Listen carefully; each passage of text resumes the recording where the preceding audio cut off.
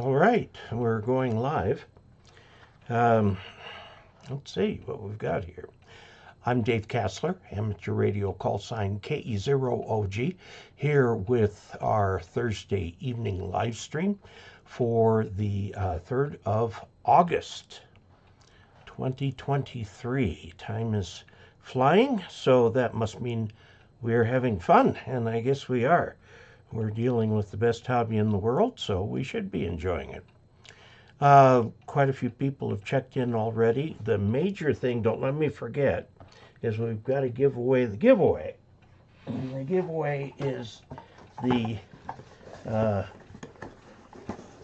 Quancheng UVK5.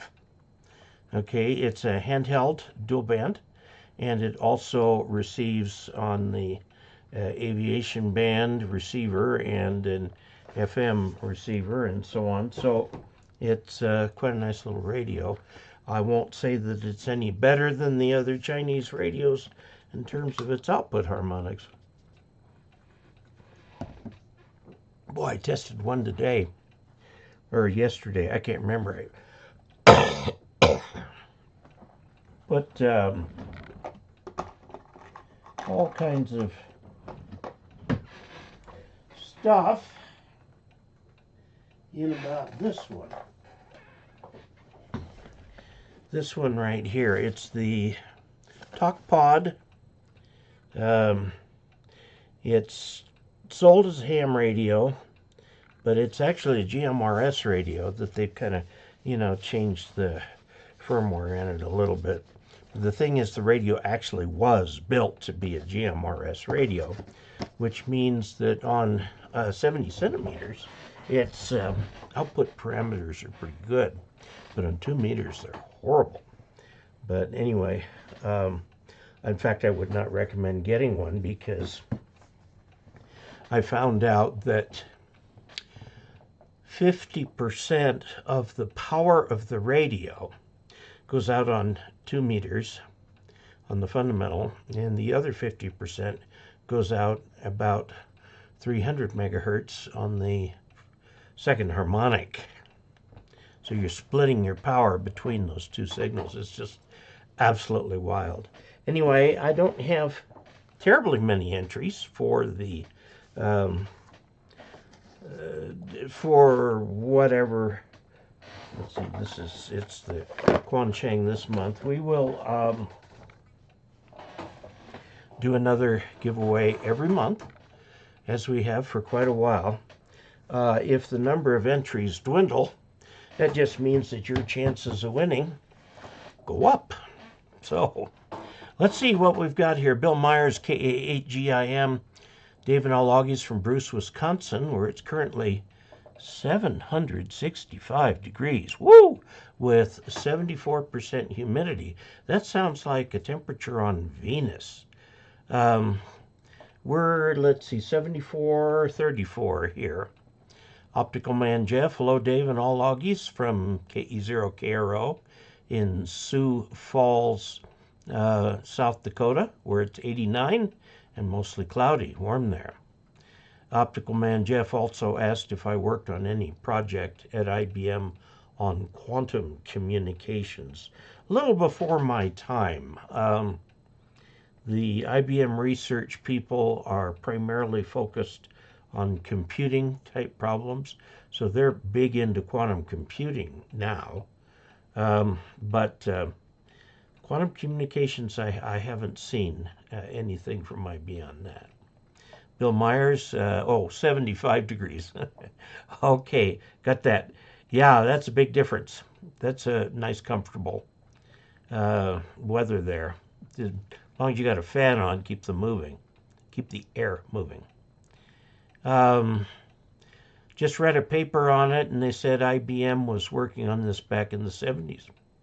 Okay, IBM research, a lot of the things going on there are self-directed, and so they just go off and explore things. These are all IBM fellows, people who are big deal type people, so great. Bill Myers, Hi Dave, are you still using your hex beam? Yes. Finally getting my hex beam repaired from the winter storms that we had. Yeah, if you get any freezing rain or anything like that, that can easily damage one of those. 8 Ballrick says, good evening, Dave. Rick K9ETE here in southeast Wisconsin. Just had my second cataract surgery yesterday morning, and wow, I haven't seen this good in 30 years. Best wishes for now. This is the eye that I had the cataract surgery done, and if I close this other eye, everything is bright and shiny and beautiful. If I close this eye, everything looks smoggy. So that eye won't be eligible for cataract surgery for a while. Apparently, it has to get worse or something. I don't know. It's Medicare kind of thing. Okay, Chuck Schreiber, good evening, Dave, and all Augies worldwide. And 5 KVO in the hill country of South Texas, sunny and 96. Woo! Warm. Okay, Stephen Brennan, hello from Maryland, from KC3NZY. Bill Myers puts the first in the chat revenue this evening, and KE0OG $15, and says, thanks, Dave. And I appreciate that. Thank you very much.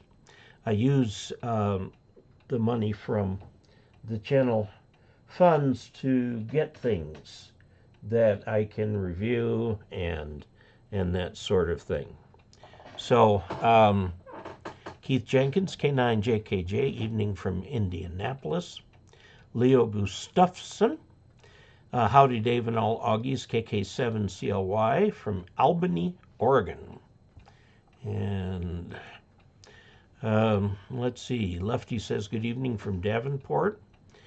E. Avila says K6STW in Sacramento.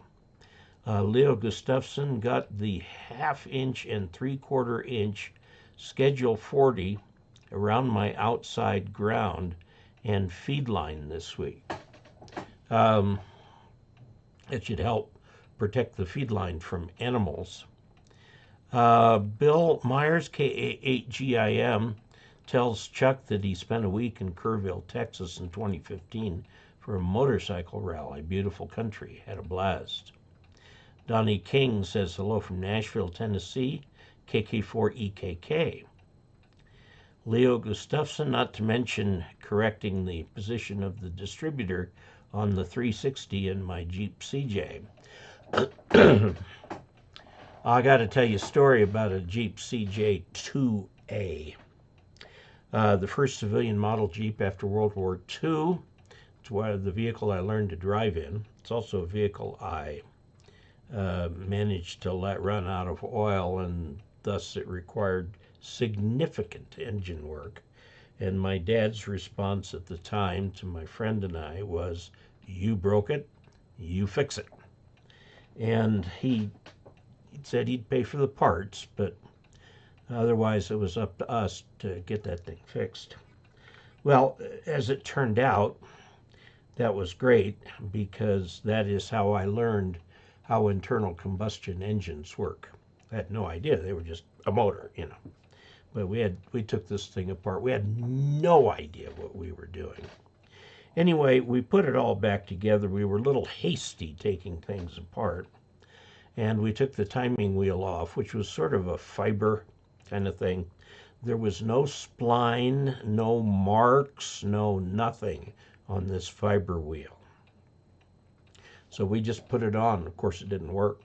We were dragging the Jeep around with another vehicle to try and get it to start, and I noticed finally that it was sucking in the exhaust and blowing out the carburetor.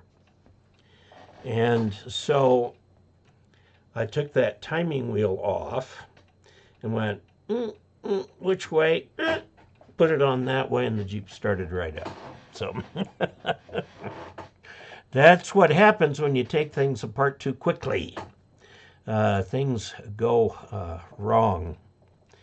Okay, let's see. Yeah, correcting the position of the distributor on the 360 in my Jeep CJ. Stephen Brannon, This wasn't the distributor problem, it was the timing gear, which is a big thing about like that. Stephen Brennan says it's 295.3 Kelvin there in Maryland. And Mark Kurzava says not a ham yet, but enjoy watching and learning from Phoenix, where it is 110 and has been over 110 for over a month, with the exception of a couple days. Well, Mark, I have training videos. This right here is the general video, but there's a similar manual from the ARRL for the technician. And I have videos that go along with it that you can find if you go to ARRL in YouTube and go to the ARRL HQ YouTube channel. The videos are in a playlist that correspond to the tech book section for section. Not at the chapter level, but at the section level, okay? And they're all there. Outside the paywall, ready for you to use. And I hope that you will continue to check in with us and keep us apprised of your progress in your studies there. Richard Myers, greetings from South Daytona, Florida, 83 degrees, KE0OG OSA. Leo said was reading an old QST article about Arduino boards and software. I may be getting into that. There is a book out, and I know the author sort of, because I used to appear on a YouTube live stream with him, who's really into that. There's Arduino for hams, and let's see, what were you? Arduino and things you can do with it, how to program them, the kinds of things you need to program them, and so on. And there are a few books. Let's see if we can find them on the ARRL webpage. We'll just go to arrl.org, and we'll go to the store. Okay, and we're going to go Arduino. Okay, we've got ham radio for Arduino and pickaxe, more Arduino for ham radio is available now. And let's see if this is the one I'm thinking of. Doesn't list the author, does it? And what happens if we click on that? That just gives us that. Oh, Glenn Popiel, yes. Glenn is the guy who's really into this stuff for ham radio. So his books are excellent if you're trying to get into that. Okay, and let's see. To figure out more, we are. Glenn Martin, hello from far west Missouri. 77 degrees Fahrenheit, 73% relative humidity, and 0 QFT. Oakland Hall, hello Dave. Please, could I ask what would happen if 2 or more lightning arresters were put in series on the same coax feeder? Would it be safer with multiple lightning arresters or not? Not really. The one arrestor depends on how they're built. The simplest one is the Alpha Delta, and this is a common model that's used. I have these on all my lines connected at the ground rod. The way they work is they have inside of them a little tube. This tube right here is it's a 200 watts, I think. It's the maximum transmitter power you can use with it. And it's filled with a gas, and there's a little touch of something radioactive. My Geiger counter probably wouldn't even detect it, but it's a gas discharge tube. And what happens with these things is that when the lightning strikes, the spark forms in the gas discharge tube, and it shunts the lightning current to ground. Since the lightning is very short lasting, the one shunt tube will protect that line. Okay, so if you were to like put these in series like this, it's not really going to give you much additional protection because the first one's going to take care of it. By the way, they fail closed. So if all of a sudden you discover that your SWR has gone sky high, be sure to check the gas discharge tube in this. They're easily replaceable. Now the Morgan and polyphasor arresters have additional components in there, like the metal oxide, what is they called? I was just looking at that today. Transient voltage suppression varistors. They're varistors, MOVs, metal oxide varistor. Also helps protect. And I discovered today these transient voltage suppression diodes. I put out a video on EMP, electromagnetic pulse, which is something a lot of people are interested in. I'm hoping that people will read this and enjoy it. Anyway, since then I've been getting emails and comments, some additional information, like there's a company called EMP Shield, and I couldn't figure out how they did what they did. And so, and Augie put me onto 2 patents of their stuff, and in looking up their patents, reading through them, because you can't get a patent on something without disclosing how it works. So, and they were kind of really on the hairy edge of whether they were actually describing it and how it worked, versus we have these magic little things in there, and every time lightning strikes, they'll jump 5 feet high. So, anyway, I'm going to be giving a talk at Pacificon on EMP using the same charts as updated by these other things here. People are particularly interested in how ham radio can be protected from the very prompt initial pulse, which is called E1.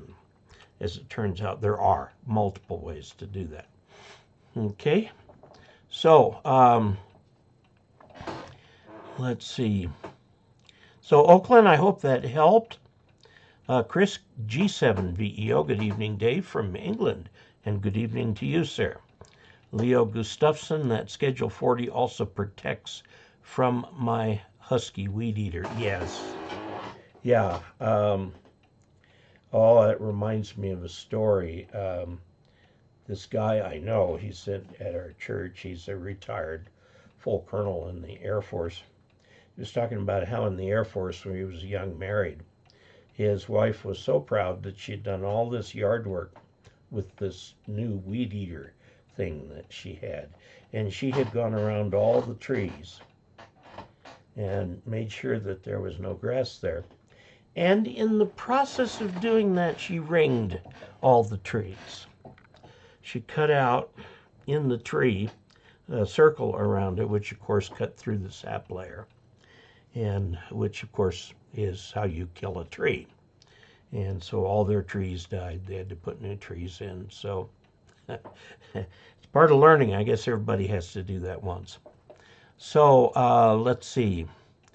Did we get Richard Myers from South Daytona, Florida, 83's KE0OG? And then we got into the Arduino boards and the lightning arresters. Leo, yes, okay. Ruben George, I've noticed that in gamma match and the Yagi antenna, why does the tube not go all the way down the dielectric and center feed, it seems that there is a small space. There is. What you've got in there, you've got two adjustments in a gamma match. You've got how far out. This is put on the center conductor. It changes it from unbalanced to balanced, and it goes out and feeds it at an impedance point that's right. Comes down, there's a little thing there, and then you have a thin rod. Usually there is some sort of dielectric on it, and it goes into a hollow tube, which is then connected to the center of the coax. And so you've got the length to adjust, which gives you the resonant point, and the capacitance you can adjust. So you have capacitance plus the impedance of the length, and that's how you do a gamma match. And it is a popular form of doing things like on 2-meter antennas. The gamma match is, only about that big. If you do it on like a big Yagi, it's considerably larger, but it works just as well. It does have to be adjusted though. And one of the problems with adjusting it is that you have to adjust it in position. You got to put the Yagi up to make the adjustments from the ground, go back up, change it, go back down, make the measurements, and so on. You can't have somebody up there because they will completely detune the antenna just by being there. So gamma match is nice in that it converts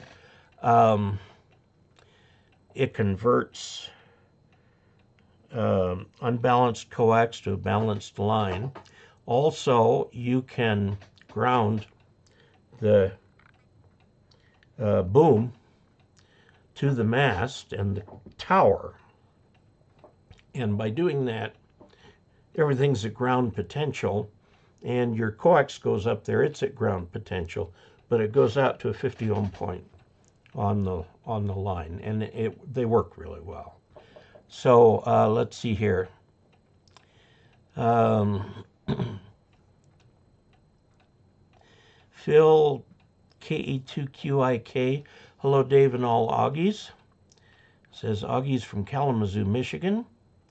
Like following you in QST magazine.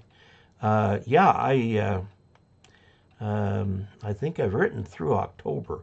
They wanted me to get a little bit ahead during the summer, but it won't be long and they'll be wanting some more.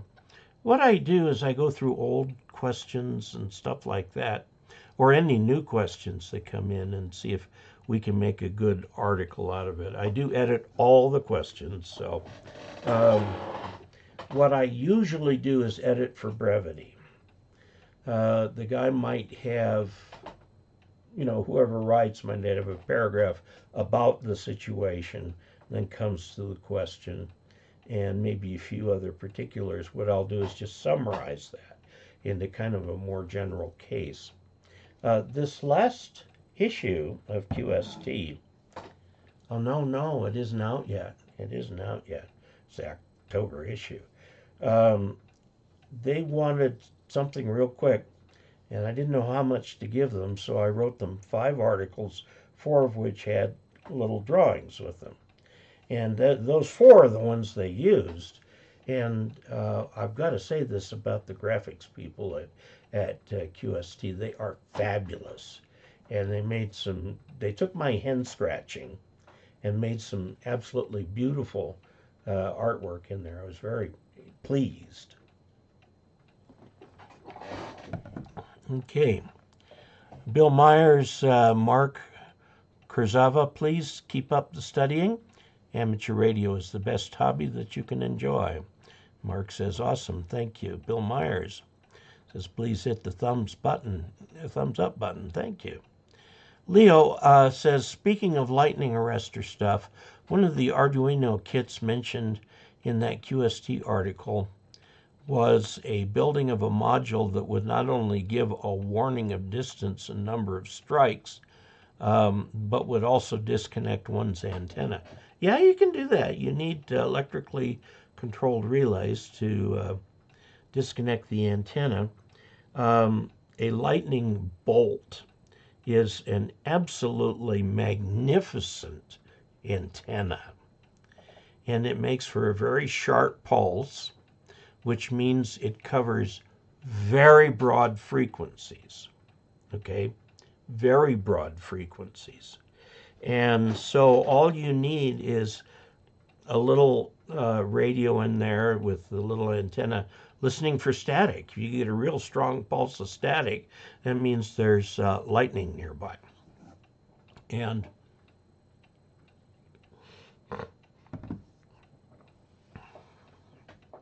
the distance is based on strength, but lightning strikes are different strengths. So Steve Brandon says, thank you very much for the EMP video. I really enjoyed it.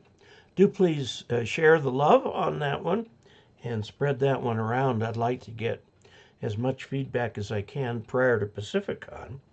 So, because Pacificon, I got to tell you, this area right there that puts that on is the Bay Area. And so you've got all these real high IQ types at all the tech companies. And I'm going to go into the midst of them and presume to tell them something. So I'd better be right. Yes. Larry DU, or Larry from the Philippines, DU/N6HPX, GM, all still alive. Oh, good morning. All still alive despite the 3 typhoons we had, and those were super typhoons.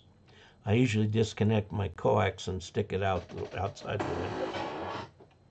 It seems like all the storms these days are stronger and stronger and stronger and stronger. And this is it follows because we're getting bigger temperature swings on the planet as the weather is changing a little bit. There's a lot less sea ice, and because there's a lot less sea ice, the darker waters absorb more energy from the sun, which turns to further melt the sea ice. So, as we just have to pray for a winter when we can refreeze some of that sea ice. Now, note, if you take a glass of water and put water in it and an ice cube, okay, you'll see the water level in there. Mark that with a piece of tape or something. Let the ice cube melt. And you will have exactly the same amount of water in there, all total, because ice was mostly above water, but remember, ice expands when it freezes. So you'll get a little bit above the water, but as that melts and turns to water, it contracts again. And the same amount of water. And it's the same with sea ice. If you have sea ice and it all melts, it doesn't affect sea level. But that's a different story for land ice, specifically Greenland and Antarctica, which are our 2 major repositories of land-based glaciers. And they're melting quickly. They were talking about how out in San Francisco today or yesterday they had a king tide. A king tide, tides, you know, go with the phases of the moon. Well, if the moon aligns with the sun, it's going to put an extra push, or pull, gravity, on the water, and you get an extra high tide. Now, yes, you get an extra low tide with it too, but it's the high tide that matters, and it's starting to come up over the seawalls and stuff like that. The sea is such an important part of human existence. Throughout history, fishing villages, trade, all that sort of thing. A great many places around the world are built right next to natural um, harbors. Harbor being a place a ship can go when the weather gets bad. There's an old saying is ships are safe in harbor, but that's not what ships are made for. But that's supposed to be a piece of life advice. Anyway, okay. Let's see. We've got okay. Live despite hello from Michelin Holbert. Hello, Warren Baker. Hello, Dave. And all Augies from Chattanooga, WA4BAK. Word is 72. Bob Ackerman, AE0UB, saying hi. Edvaldo Lemes, greetings from Brazil. Papa Uniform 4, Echo, Charlie Lima. Stash in the UK says hi, looking to get ham license soon. Well, I mentioned earlier where you could look at my videos, but I don't know how well they relate to the UK license, but you can look at them. Okay, Edson Brusque, 2, Edvaldo Lemas, times 2, 73, from Papa 5, Bravo Romeo uniform. And Larry said, had a little problem with my Signalink USB. When I ran it with my IC718, it would shut down my radio. Oh dear, I recently redid the RJ45, which I discovered the tech did not completely lock it. I redid it. I hope that solved the problem. I have one of those right up there, Signalink USB. They were very popular for a while before radios started having built-in sound cards. Like the IC7300 has a built-in sound card. My Yaesu FTDX 3000 has a built-in sound card. The old Ten-Tec does not. And that's why I had the Signalink for it. So, and the interface box that I used with my own old Yaesu FT747 was homemade. That was homemade. Okay, let's see. I always thought lightning arresters were a waste of time and money. I disconnect radio from feeder when there is a storm, keeping it away from radios. Mast is earthed by copper rods, so that is safe. Yes, should be. The thing you want to be careful. Now, if you have a habit, a firmly established habit of keeping your radios disconnected except when you're using them, then you're probably okay. But the problem is when you're away from home, at the market, when the thunderstorm comes through. That's why you want the lightning arresters. So I have, my station years ago took a direct strike. In fact, my neighbor across the street saw it hit and vaporize my 20-meter dipole. And it caused general havoc in the house, but the radio was completely disconnected from everything, so it had no problem at all. But Larry says, question, could something else create this problem? And good morning from Nella in the Philippines. Yes, of course. You've got ground throughout. The audio is not necessarily balanced in there. I think they do use transformers, but they've got ground going all the way through. So they're using a ground from your radio. And if you get that backwards with the audio, says there's 3 contacts coming out of that. One is ground. One is audio to the transceiver. 3 is audio from the transceiver to the computer. And the last one is push to talk. Push to talk pulls the radio down to ground. Pulls that pin down to ground. That's how you push to talk, as you close the circuit between the PTT lead and ground. Okay, so the device requires no separate supply output because it gets it from the USB connector.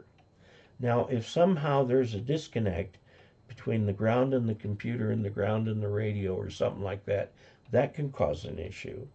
Also, if one of those wires is backwards and not connected to the right thing, that can also cause an issue and create an upset in the radio. I don't see that it would shut it down, but I don't know how well that radio is constructed. A lot of them today, you hold a button for a while and it goes off. Okay, that's not really directly the power on, power off. The radio is always on inside.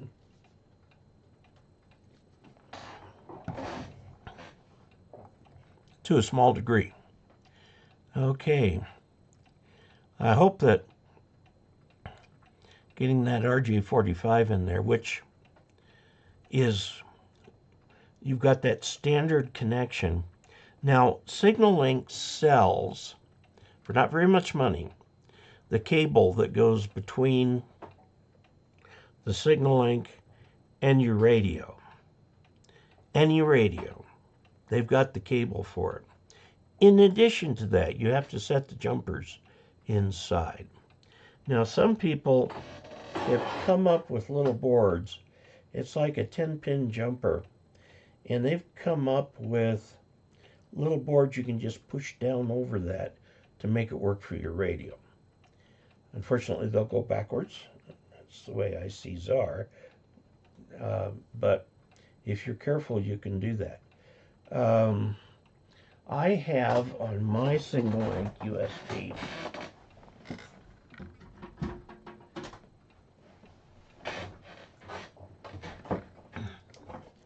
this is the RJ45 in the back here that goes to the radio, and the USB that goes to the computer. It's the same type USB that you would use with an HP printer.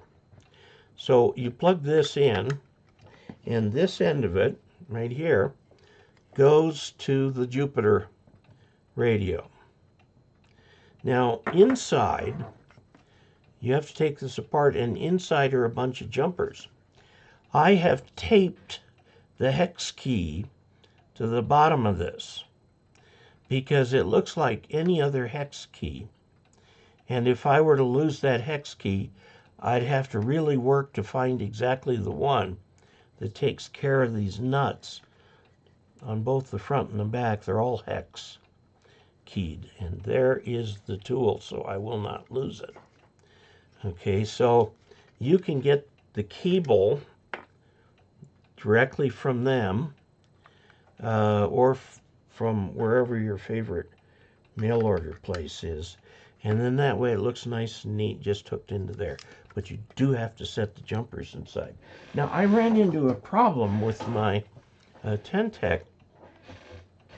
The problem was that the Ten-Tec had designed the audio input with way too much gain.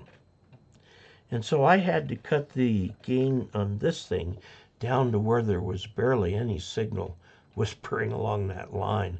I was so afraid it would just be noise. They came out with a way of changing it. It involves taking a surface mount component off, putting a different one on. Now, I could probably do that now. I certainly couldn't do it 10 years ago. I had no idea how to approach that sort of thing. Now I've done some work like that, and I've got the tools to do it. So, maybe someday I'll go in there, but there's not much need to. I'm not using the Ten-Tec right now. It's a very sturdy radio. I'm going to do a test at some point here when we get everything lined up, where I'm going to run the generator through the power supply and then have this little supercapacitor thing from MFJ smooth it out so that it can run the radio without ever drawing more than about 7 amps from the power supply. So we'll see how that works out. Okay, more power to you, Stash. T. Klupper, KC3RGN, watch the video on EMP, great info. Stash says, thanks, Leo. Bill Myers, Stash, you can do it. Amateur radio's the best hobby. T. Klupper adds $20 to the chat revenue and says, thank you for your videos, and I appreciate that. Thank you very much. This is one way that I can get the channel funds in there to keep everything going and so on. I do get things from vendors to test. As a matter of course, I keep them. They're stacking up in the other room. But some of them are these big battery box things, which would cost a fortune to ship. So I won't be using those as giveaways. But let's see. Stash says, thanks, Bill. Larry, in the Philippines, I started in the radio hobby in 1969. That's when I graduated from high school. And that was SWL and CB, upgraded to ham after my brother introduced me to the hobby. I bought an FT7B in Japan, later an IC730, and an IC706 Mark II. That is a classic radio. That's 706 Mark II. It's the size of a mobile, but it's HF. And 718 CB outlawed here, okay. Michelle Holbert, can I look for an AM tuner app? Would I receive stronger and the same signals? Michelin, a lot of radio stations also put their feed on the internet.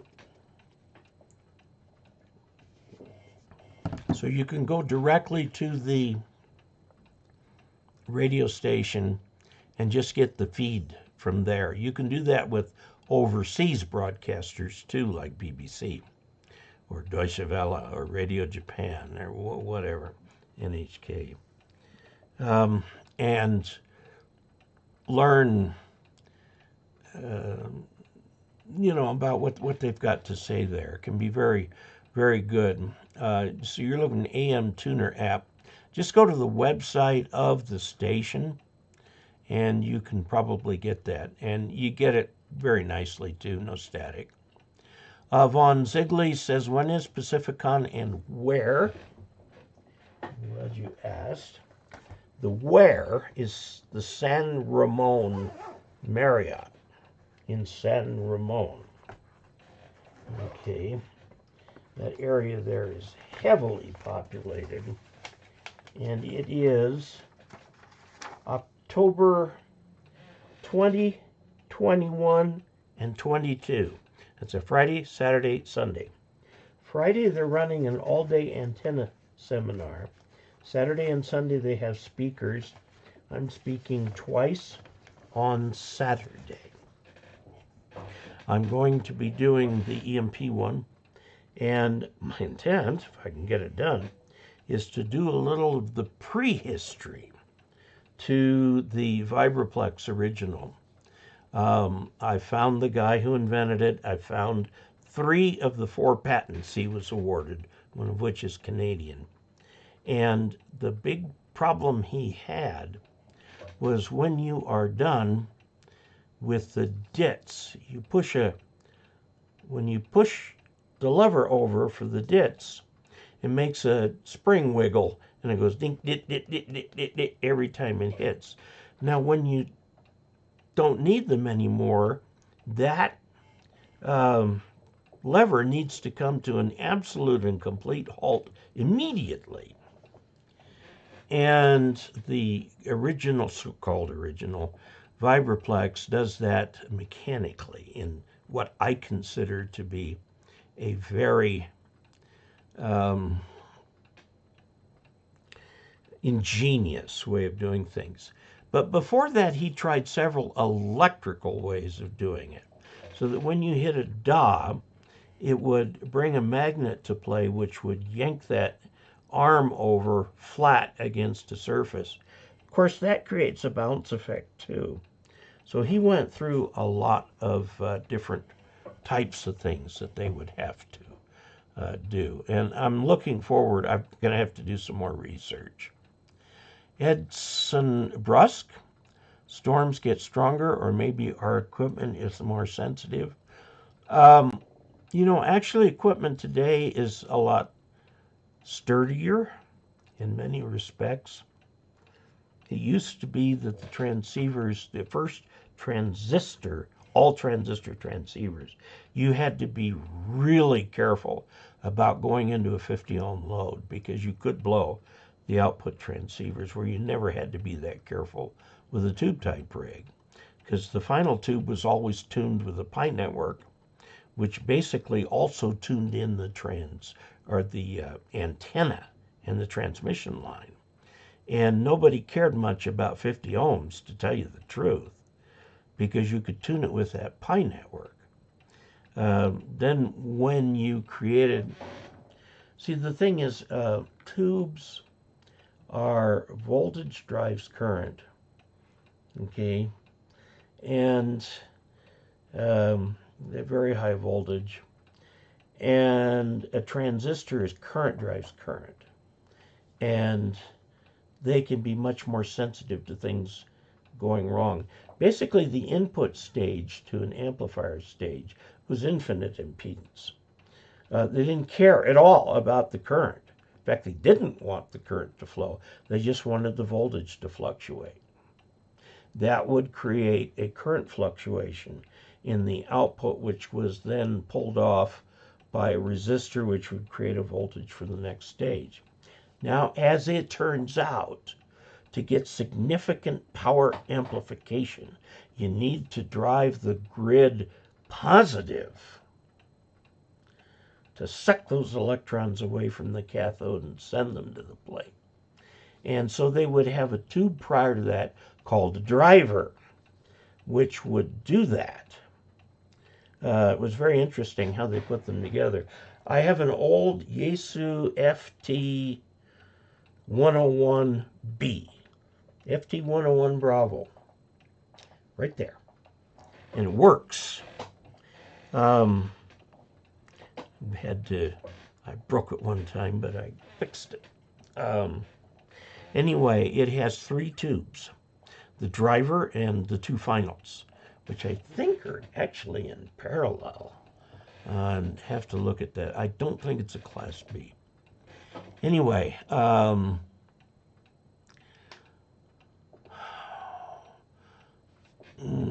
Terry Hollowell, look forward to seeing your videos. Would you like meeting you sometime at Hamvention? God bless from KE0OG, and best wishes. I missed Hamvention this year. I truly missed not being there. I may try to figure out a way. We don't have the motorhome anymore. We sold it. So going to Dayton will become logistically a little more challenging. Because that convention with 30,000 people, Dayton isn't that big a city. It fills up the city from a convention point of view. So, not like maybe Oshkosh, but in Oshkosh people camp under their planes. There's certainly, and they can put 40,000 people in their RV area. And I thought, great, I'll just drive the RV there, but now we don't have the RV. So, at Hamvention, at Pacificon, when you go to Pacificon, come to one of my presentations or to the ARRL booth, because I will probably be hanging around there a lot. And you can recognize me by this shirt. So, Are there any drawbacks to choking your antenna or any situation where you wouldn't want to choke an antenna? I think what you're talking about is a so-called choke balun. If you're going from unbalanced line to like a balanced dipole, you can put several windings of coax there, like in a 9-inch circle or something, kind of tape it up.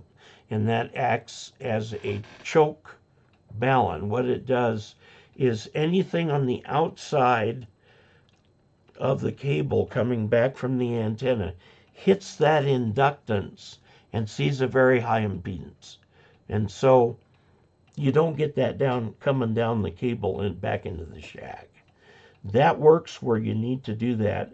Verticals are in a standard vertical with radials is inherently unbalanced, so you don't need that there. Now, if you have one of the new verticals that's fed at the bottom and it doesn't need radials, it does have a couple counterpoises, it doesn't need radials. It is unbalanced, but it's got a transformer type balun in there. So you really don't need it there either. If you're going to do an end-fed antenna, you've got a balun in there, but you need some sort of counterpoise.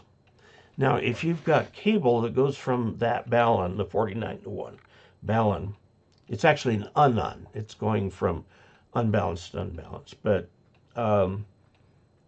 the outside of the coil, or outside of the coax, down to where you connect it to the ground rod, can act as a counterpoise for that. That's how I did it and made it work. Larry from the Philippines, my antenna is a Comet H422 in a V shape. My friends helped put it up on top of a water tower using clamps they use in construction. Wonder if I still need to ground it. The antenna is 50 feet high. If you got coax coming out, I highly recommend that you have a ground rod right outside where all your antennas come into the shack, and that every antenna is terminated in a lightning arrestor, and then immediately after the lightning arrestor, the cables come in. That grounds the outside shields. It also removes a lot of noise, by the way, common mode noise. And you don't ever want lightning in the house. Don't put those lightning arrestors in the house. Keep them outside. Now, I've got a video coming up I received yesterday, a box from KF7P, which is an entry panel for coax and things like that. And that is going to be really cool when I put that in. Okay, so how can I touch the FM radio tuner to pick up messages? Michelle, I'm not quite following you. You speak of messages. Are you talking about programming?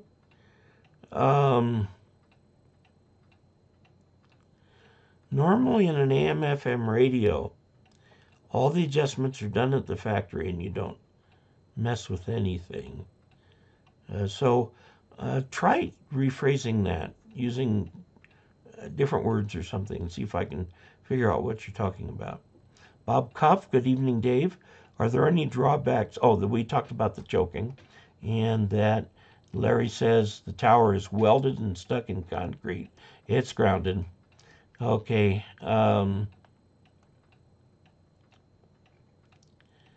Oops. Okay, here we go. Pete Dayton says hi, KO4IRD. Tennessee Weather Nerd says, used all your videos to get my license. Very good.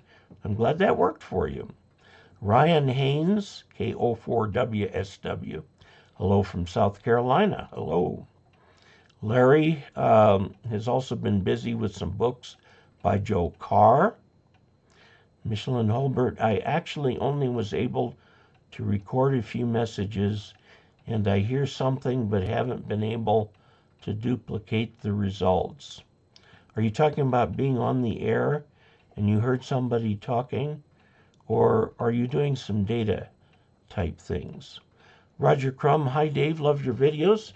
In Bristol, W.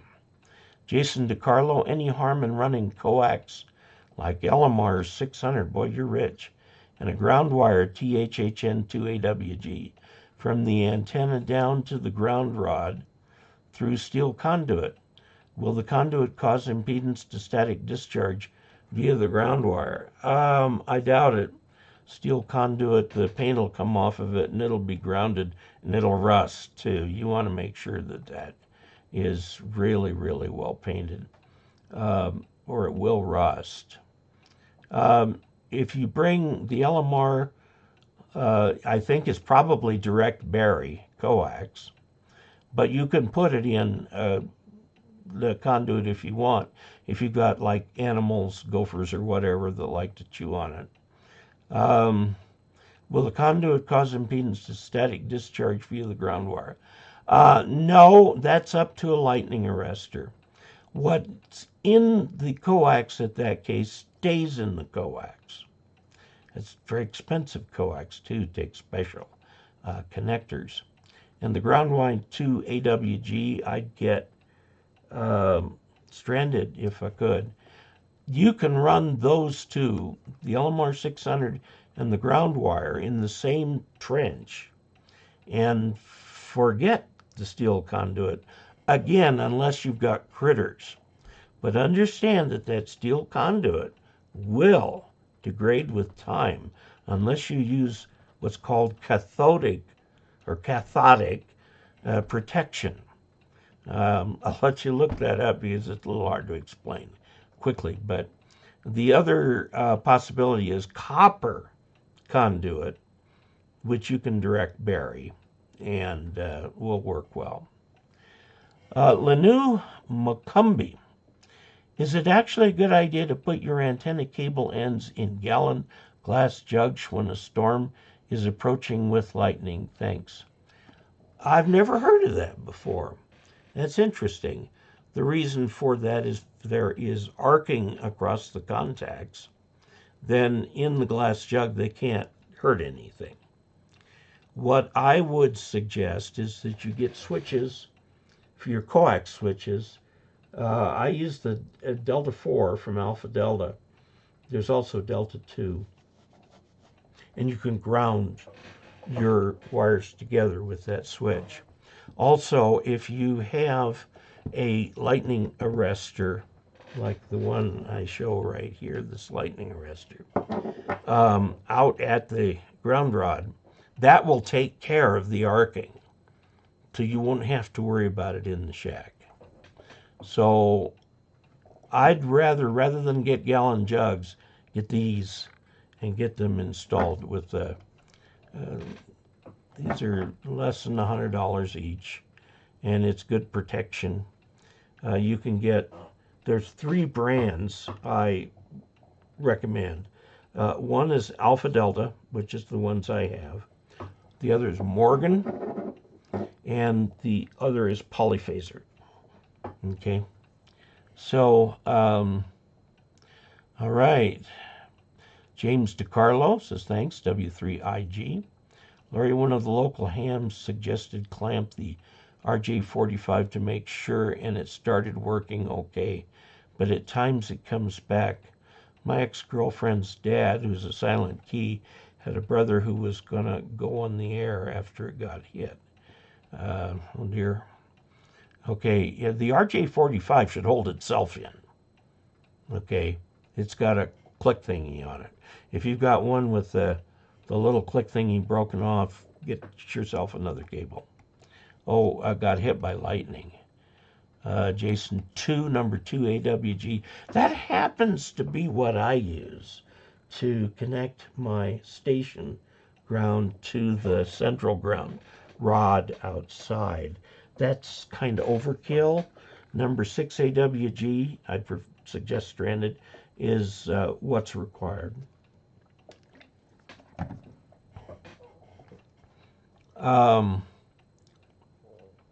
Signalink sells jumpers also for most radios, as I mentioned before.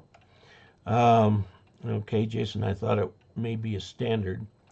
Larry, wondering if I should open the Signalink to see if anything came loose. You might as well, because it could be one of the jumpers came loose. They have literally little jumper things you put in there. Jason DiCarlo, it's a very feeble attempt to emulate the Motorola standard, but it couldn't hurt, I think. Yeah, there's a Motorola standard for grounding. You can get it online. It's free. Go to Ask Dave number 8.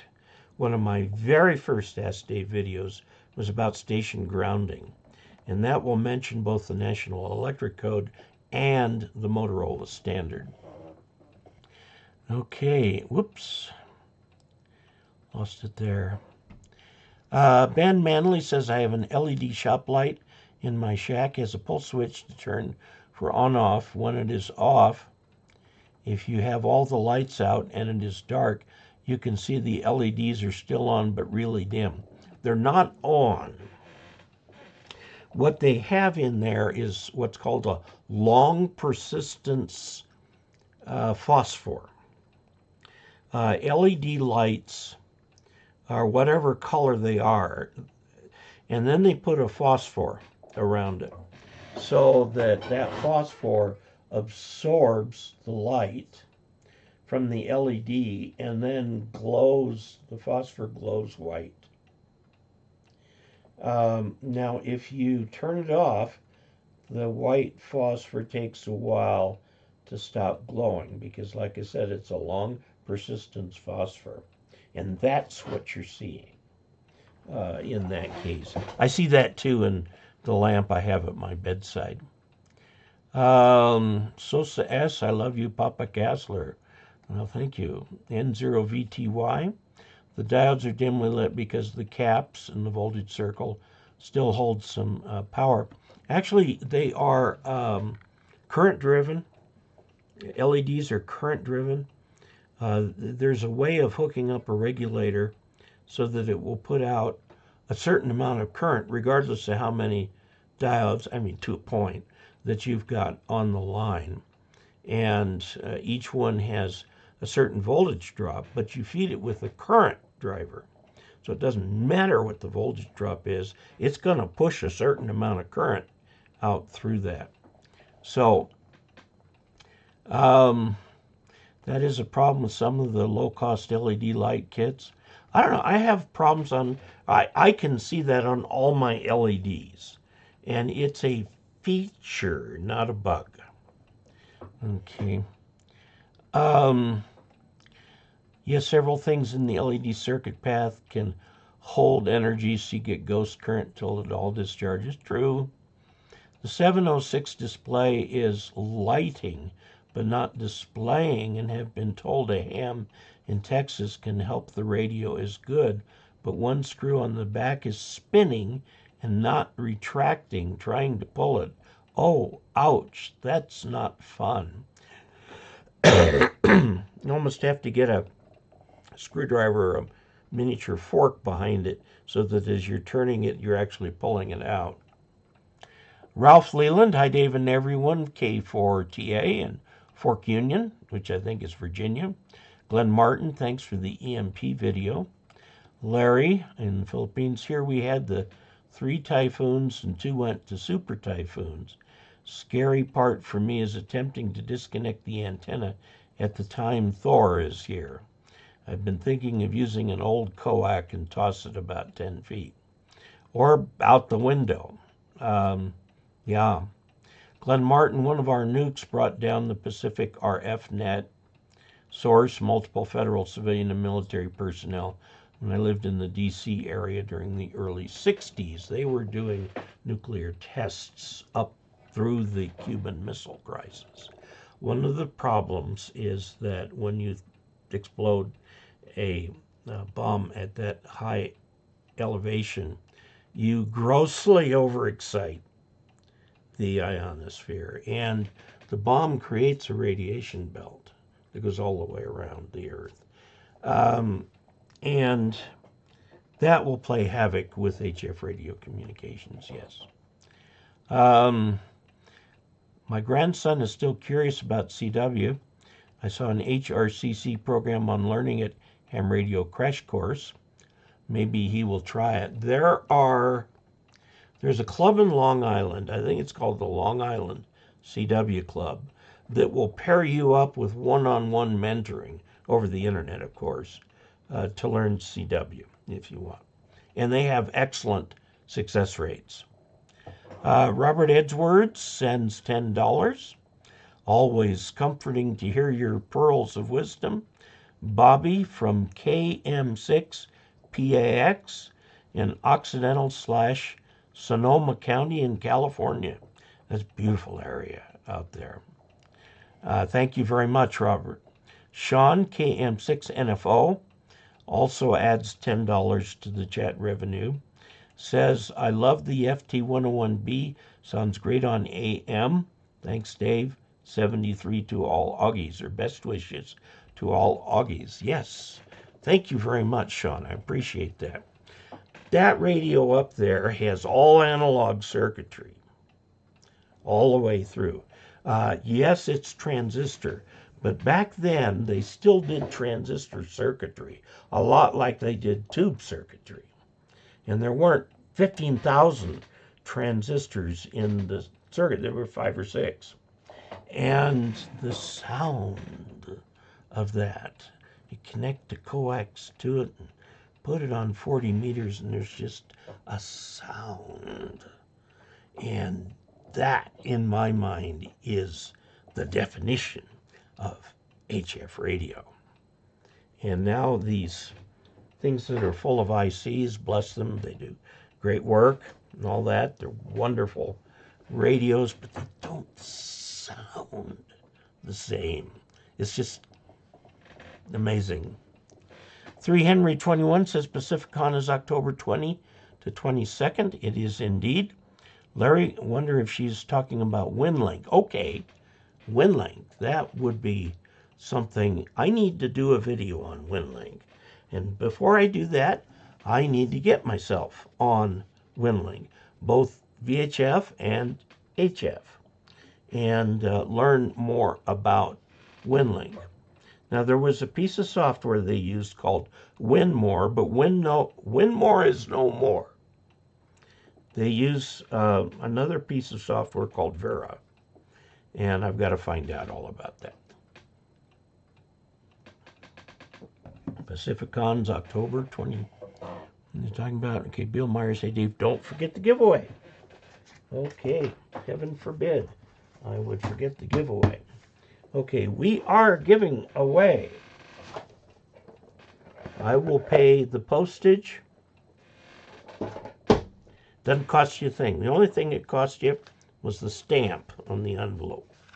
Okay, we'll just shuffle a little bit more. Like I said, there are not a lot of entries, and then we'll make sure we get them all down here.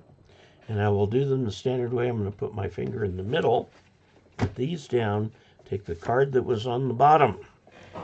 And the card that was on the bottom is from, well, you can see books, vinyl, and beer. And this is from John F. Caldwell, KI4 JBS, in Deley, Georgia. Okay, and we'll get this off just as soon as we can. So there's the winner. Now, these others right here, I opened all the envelopes to make sure that there weren't, anything beside an entry in it. And all of these now go into the shred pile to be shredded. And then this one will go back to the winning entrant. Okay, so I don't keep records of anything here. Your privacy is protected by my putting these away. And Sean, KM6NFO11B, sounds great on AM. Yes, it does sound great on AM. I should try some more AM on that thing. Let's see here.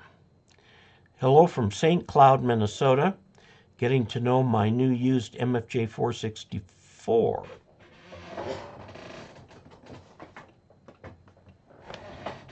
Oh, this is the 419. I got this from MFJ. It's a CW Tudor. Okay. Thinking about taking the fall tour of the Trinity site after watching Oppenheimer. Interesting photo opportunity. Get your reservations in now. I think that site is only open 2 days a year.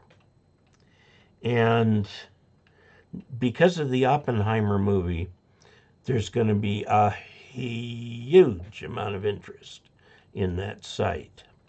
So it's open to the public, like I said, 2 days a year. So, yeah, get a reservation or do something, because if they don't take reservations, get there at like 4 in the morning in order to be sure to get in. Antenna choking is a great idea, but if YouTube frowns on choking, so don't do it. I don't know, a choke balun. Now, remember, the term balun is a function, which is to separate unbalanced from balanced. It can be done in multiple ways. One way is the circle of coax, which creates an inductance, and any RF traveling down the outside of the shield hits that inductance and sees a high impedance. Can't go any further. So, or you can use a transformer to do it. Those are called transformer baluns. And there are current baluns and voltage baluns, blah, blah, blah, blah, all kinds of stuff. I did a video on baluns some time ago. So I want to see Oppenheimer. I haven't seen it yet. Antenna choking. Larry, thanks for the comments on the ground. I have a ground rod outside the room, which I got a braided item I got from HRO and ran the coax to it. It's not the MFJ type I bought, but has a set screw on it. Okay. Chris, is your 464 functioning nominally? It's interesting. Chris, I'm a 464 user too, but I've been having issues with random characters displaying on the transmit line. That could be RF in the shack. Harry Rundle, good evening, Dave, from AC3EK. Late sign in here, been on the air.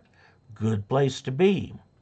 Overlay, Maryland, 72 degrees, 74% humidity. It has gotten down here to 72 degrees and 39% humidity, which is pretty high humidity for us.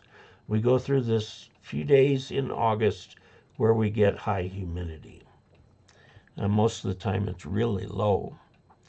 Larry's, the MFJ I have is an MFJ 270. Might replace it. Optical Man Jeff, KE0OG has added $15 to the chat revenue.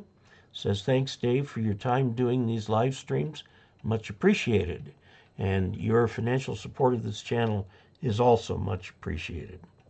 Off topic, heard Tom Cruise owns a P-51 Mustang. I think that could very easily be true. He's got the money. And he loves to fly. And I'll bet you he doesn't do his own maintenance either, except a little bit. And that may not be the only airplane he owns. I suggest there probably will be more of them. There's a whole community of people who've got these old World War II aircraft and an occasional World War I aircraft that they love to keep going. This activity is called warbirds. And if you go to the big Oshkosh July event in Oshkosh, there's like 6,000 people there. Huge. And they have a section for warbirds.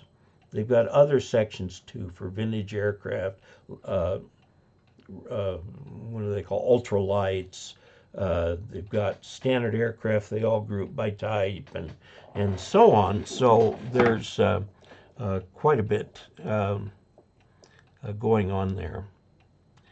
Let's see. Bill Myers, congrats, John.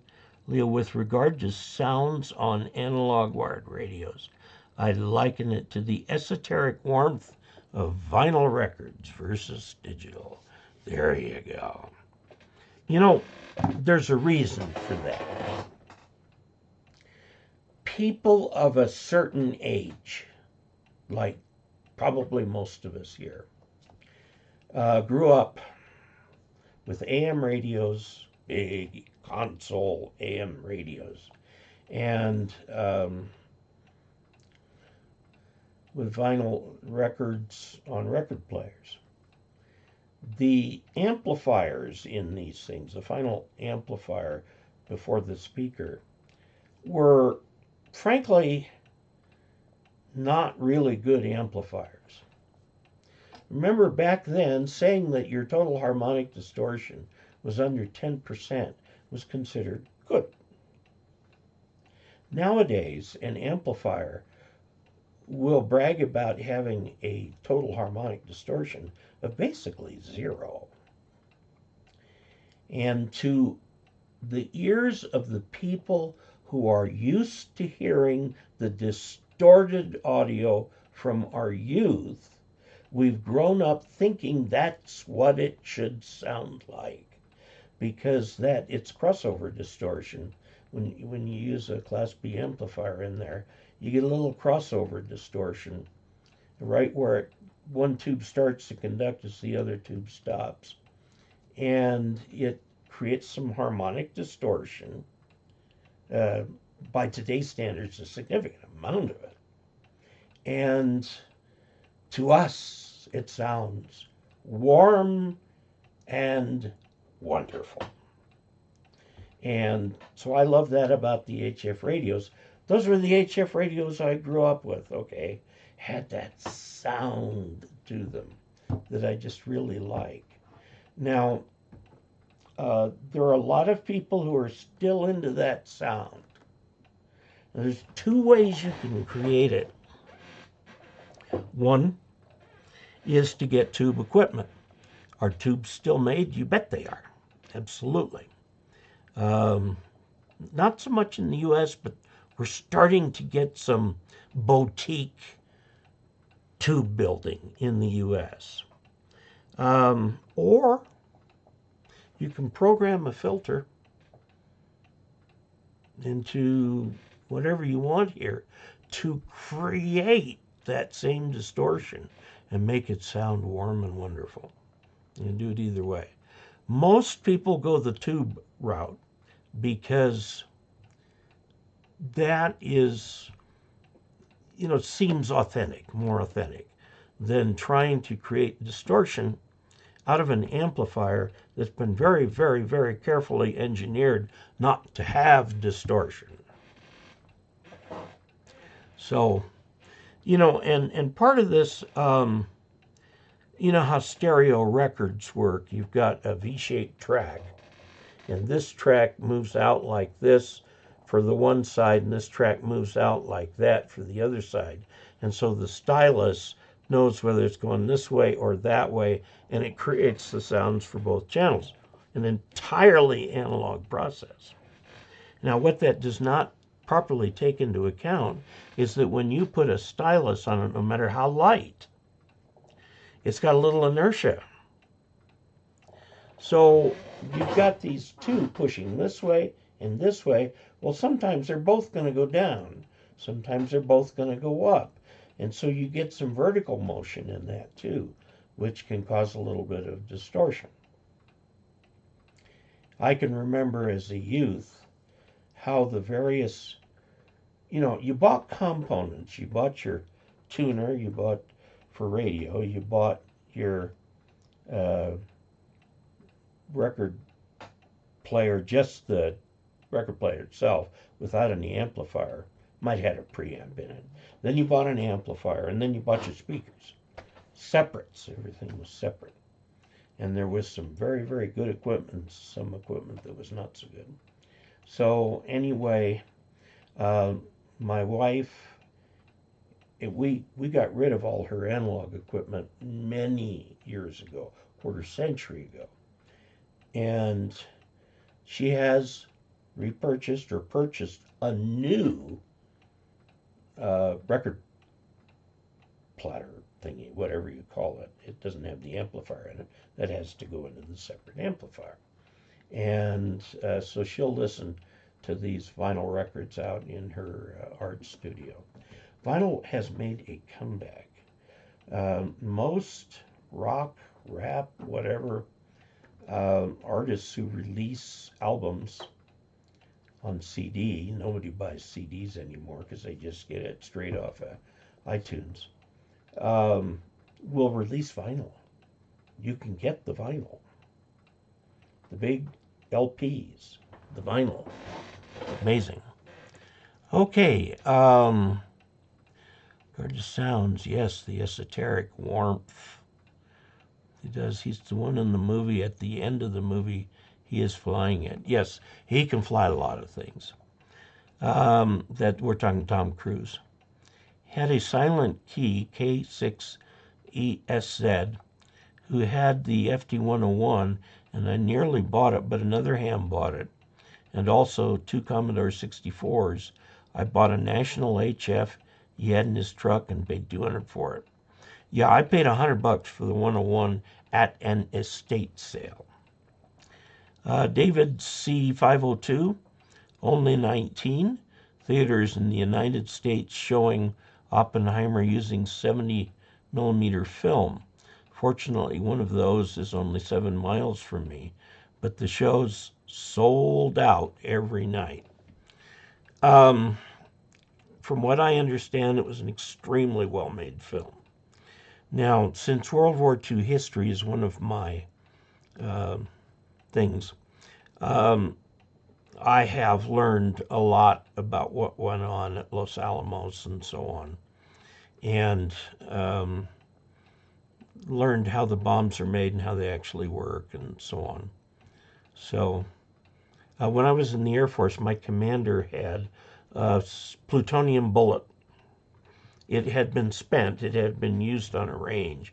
Oh, that thing was heavy. Really heavy to pick up. It was about this big. The idea being, if you push plutonium through an aircraft, nothing is going to stop it.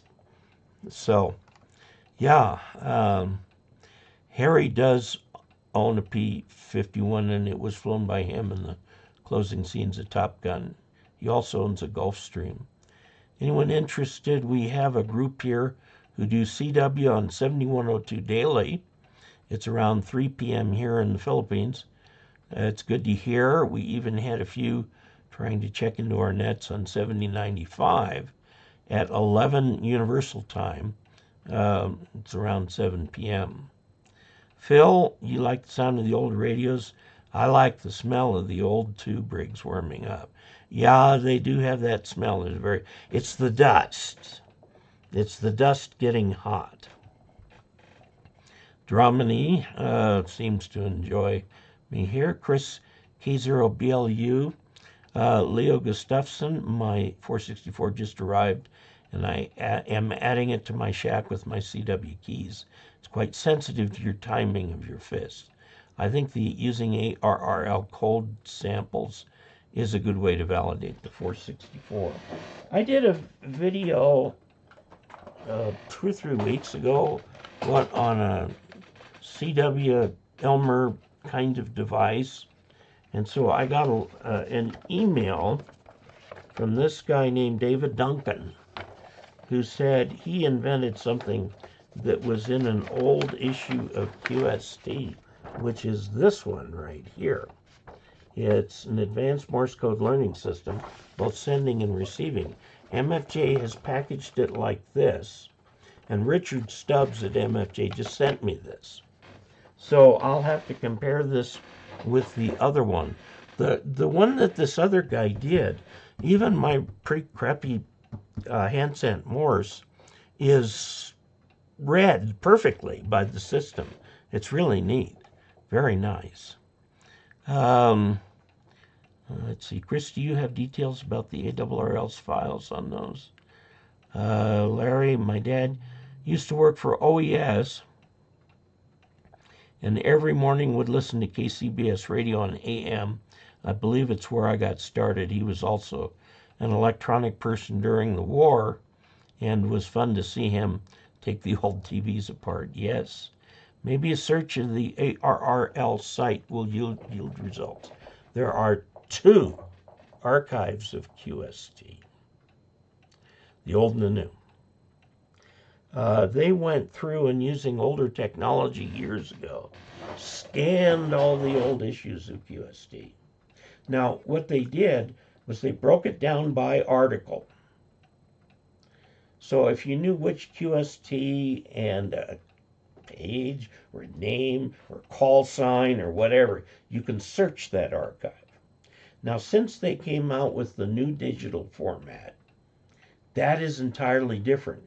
You can read them on screen, and you can also go back into the archive to anywhere. Now, I'm trying to remember if I've done much searching in there, but I did find this article, which is the one that David Duncan wrote. This was in the January 2021, so 3 years old, and this is the piece of equipment which I have not had time to test yet. I will do that soon. We're almost out of time. Maybe a search. Let's see, David and all. Hope you're staying safe and cool. From WB7ORB Tucson, a 1958 Cessna 150 owner. Yeah, they're really changing the rules for sport pilots. Sport pilots will be able to fly much heavier aircraft, and the Cessna 150 will become one of them. But you're probably a private pilot if you have that. The new rules are called Mosaic. I don't know, it's an acronym for something, but they're dramatically expanding what sport pilots can do. Now, I don't know that that's going to affect me much because they finally got the last part for my airplane. I was up there Monday or Tuesday, and as I walked into the big hangar there, they were opening the box that had that last part in there. So, may actually be just 2 weeks away from having my airplane back. Oh, by the way, there will not be a live stream next week because I will be out of town that day, but we'll do it the following week. And I'll get a new giveaway up there. Okay, let's see. My brother bought a Heathkit Apache and Hammerland HQ-170. Nice radios. The tubes kept the room warm when it was too cold in the room. Yes. Phonograph. God, that's going back to Edison. Tubes are still popular with guitar amplifiers. Very much so. My preference is finding the old, original, open reel tapes. They're fascinating and warm in nature. Again, you've got distortion not only in the amplifier, but in the tape itself. Tape itself, analog tape, it's not a linear medium.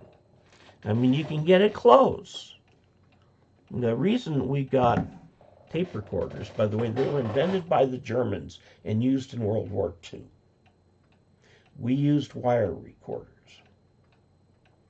on a thin layer, a thin piece of steel wire. And I've used those things and they're up to work with. And Bing Crosby was the one who brought those tape recorders into common use in the United States. Because back then, the recording medium, you could tell when you were listening to a recorded program. He wanted to record his show during the day and have it play at night, so he didn't have to work at night. He could be with his family. And so he put a lot of money into, I think it became MPEX, that tape recording. for that. It's a very interesting story. It helps to read Kai Bird's book, The American Prometheus, before seeing the movie. Larry, no offense, but some CBers used to get 101 in Siltronics 1011 and was interesting. Yes. Well, back then you could do 11 meters on ham gear. Sampo Sirini says, I'm a bit of a tech nerd and an SDR kind of guy. Well, get your license and get on the air with us here. Larry, my dad would bring home trucks or vans that loaded with radiation detectors. When I was on MSC ships, they had us trained for nuclear blast, did that once a month. Oh yeah, everybody was convinced the bomb was coming. Okay, 464, is that what this is? That's a 419, okay. We are out of time. I want to say thank you. We got through most of the comments. I want to say thank you very much to the faithful who come in every week.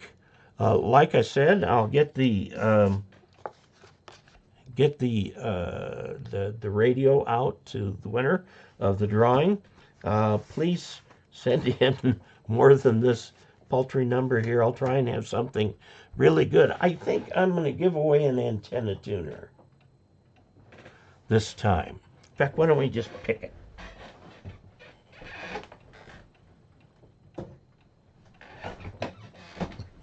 Here it is, the Mini 1300.